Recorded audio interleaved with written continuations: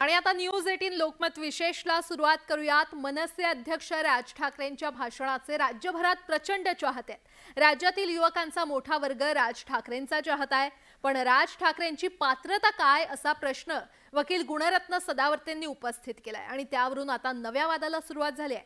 सदावर्तेंवर मनसेने देखील कसा पलटवार केलाय पाहूयात या रिपोर्टच्या माध्यमातून।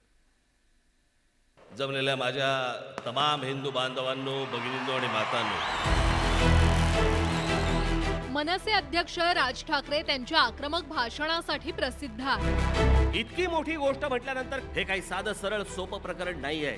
राज्यात कोणत्याही पक्षाची सत्ता असली तर रस्त्यावर मनसेची सत्ता असते असं म्हटलं तर वावगं ठरणार नाही, कारण युवा मनसैनिकांच्या मनगटातल्या ताकदीवर मनसेने आतापर्यंत भल्या भल्यांना धडा शिकवलाय।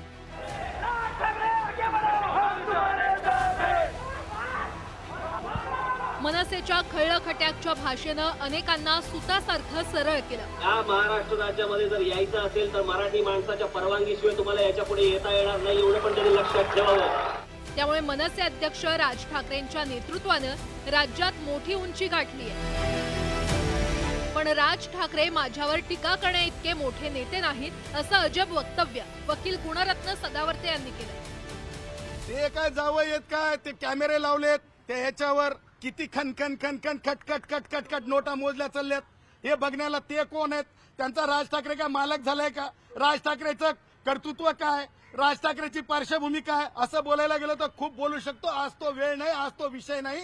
त्यांनी टोल नाके बघावे आणि टोल नाक्यावरले किती पैसे मोजले चालले ते बघावे। त्यांनी सरकारला शहाणपण शिकवण्या एवढं आणि माझ्यावर टीका करण्या एवढे ते मोठे नाहीत। 1 to 1 राज ठाकरे सदावर्ते येऊ द्या, मी सांगतो कोणी कार्यकर्ते छोटी छोटी माणसं बोलत असतील तर त्यांच्यावर मी रागवणार नाही। गुणरत्न सदावर्तेंनी राज ठाकरेंची पात्रता काढावी असं काय घडलं असावं? त्याचं असं झालं की सदावर्तेंच्या सुरक्षेवर राज्य सरकार महिन्याला 20 लाखांचा खर्च करत असल्याचा मुद्दा मनसेने उपस्थित केला होता। सदावर्ते सरकारचे जावई आहेत का असा सवाल मनसेने उपस्थित केल्यामुळे सदावर्ते चांगलेच संतापले। परिणामी राज ठाकरे मालक झाला का, टोल नाके बघा आणि राज ठाकरे 1 to 1 समोर आल्यावर सांगतो अशी भाषा सदावर्तेंनी वापरली। त्यामुळे मनसेकडून गुणरत्न सदावर्तेंना देखील तशाच भाषेत उत्तर देण्यात आलं। महाराष्ट्रात काही रत्न अशी आहे की जी कचऱ्यात फेकण्याच्या लायकीची आहे। त्यातलं एक रत्न म्हणजे गुणरत्न सदावर्ते। हा माणूस म्हणजे महाराष्ट्र सरकारचा बोलका बाऊल आहे। त्याला फडणवीसांनी चावी दिली की हा माणूस बोलतो, त्यामुळे महाराष्ट्र याला काही गांभीर्याने घेत नाही।